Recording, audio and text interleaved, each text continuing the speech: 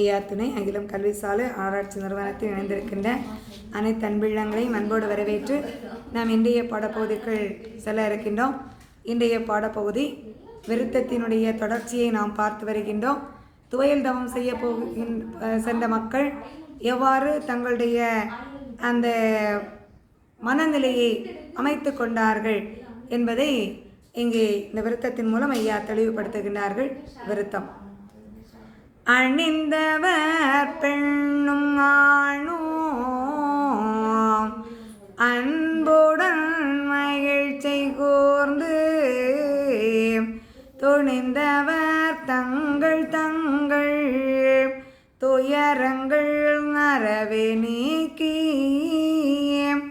பணிந்தவர் நாதன் தன்னை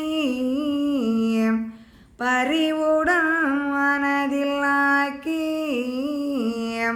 தணிந்தவர் கோபவேக தகுளியை தள்ளி வாழ்ந்தார்.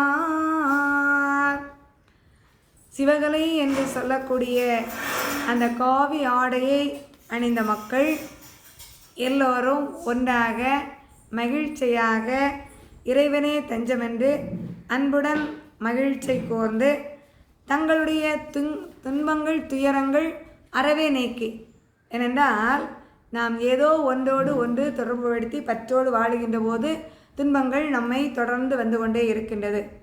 ஆனால் இப்போது எல்லா பற்றுகளையும் அவர்கள் விட்டாகிவிட்டது. அந்த பற்றுகளை விட்ட பிற்பாடு இறைவனே தஞ்சம் என்ற நிலைக்கு வந்தாகிவிட்டது.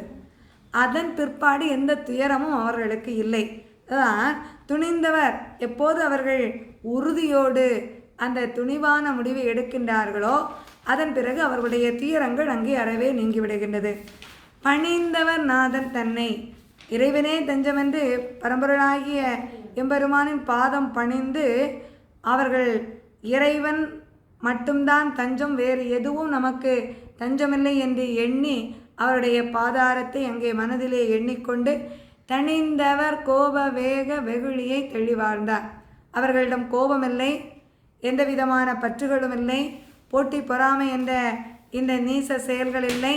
இப்படி எதுவும் இல்லாமல் அவற்றையெல்லாம் அவர்கள் என்ன செய்கின்றார்கள், தள்ளி அந்த தவத்தை மேற்கொள்ளுகின்றார்கள். ஐயா